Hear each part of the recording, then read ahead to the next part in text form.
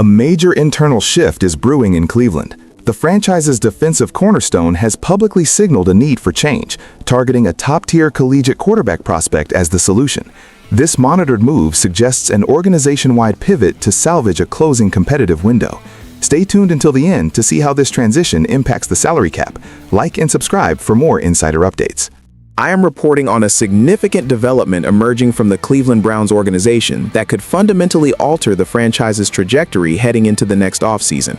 Myles Garrett, the undisputed leader of this team and the face of the franchise, has generated considerable buzz with recent comments regarding Colorado quarterback Shedeur Sanders.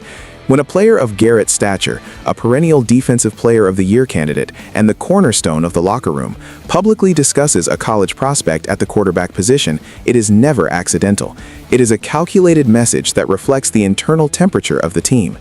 Garrett's comments regarding Sanders potentially taking the reins in Cleveland act as a tacit acknowledgement that the current situation under center is untenable and that the organization is actively looking for a reset button. To understand the gravity of this news, we must contextualize the current state of the Cleveland Browns.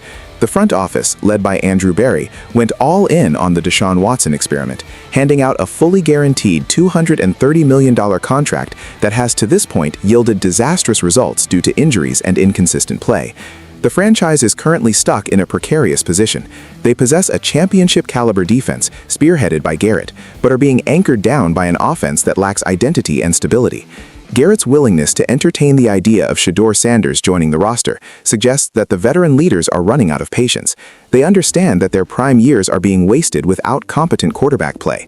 Sanders, who has demonstrated elite pocket presence and accuracy at the collegiate level, represents the antithesis of the struggles we have seen in Cleveland recently.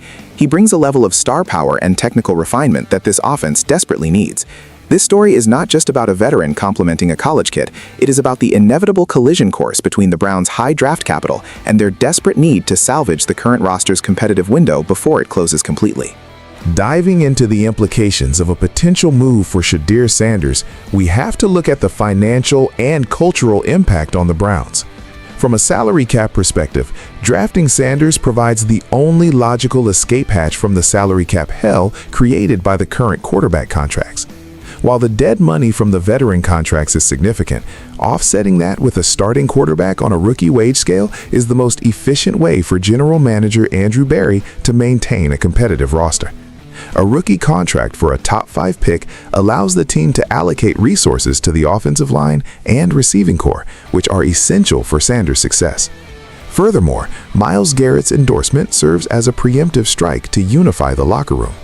Rookie quarterbacks often struggle to command respect in a veteran-laden locker room, but if the alpha of the defense has already signed off on the move, Sanders walks into the facility with immediate credibility. My insider verdict on this situation is that the Browns have backed themselves into a corner where drafting a high-profile quarterback like Sanders is no longer a luxury, it is a necessity. The AFC North is an arms race featuring Joe Burrow and Lamar Jackson. You cannot compete in this division with bridge quarterbacks or declining veterans. The Browns need a dynamic playmaker who can operate from the pocket and extend plays, traits that Sanders possesses in spades. While the media circus surrounding the Sanders family is a valid concern, the Browns are an organization that has never shied away from noise if it means upgrading talent. This feels like the beginning of a transition of power. The era of waiting for past investments to pay off is over. The focus is shifting toward a total offensive reboot. I want to hear from you in the comments. Do you believe Shedeur Sanders can handle the pressure of the AFC North, or is this just another hype train? Make sure to subscribe to the channel for continuous updates as we track the Browns' draft strategy and offseason moves.